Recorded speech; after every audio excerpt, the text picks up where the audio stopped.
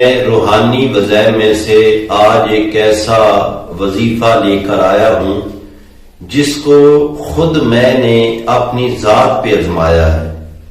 اور الحمدللہ میں نے جتنے بھی لوگوں کو اس وظیفے کا بتایا ہے،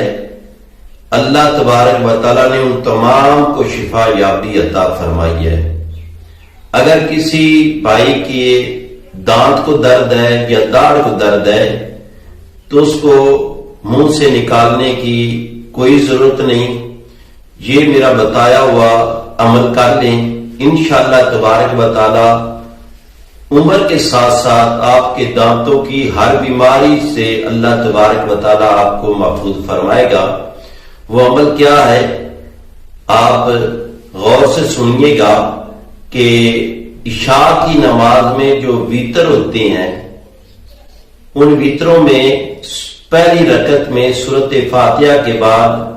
سورۃ نصر اذا جاء نصر اللہ تلاوت کرنی ہے،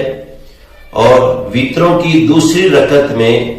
سورۃ فاتحہ کے بعد سورۃ تبت یدا تلاوت کرنی ہے،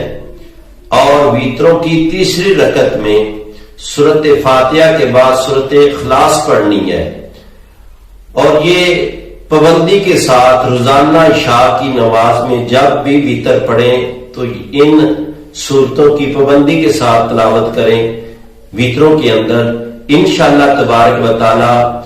چند ہی دنوں میں آپ کی دانتوں کی درد، داڑھ کی درد یا کھوڑ ہے، ہر قسم کی دانتوں کی بیماری سے اللہ تبارک و تعالی آپ کو محفوظ فرما لے گا۔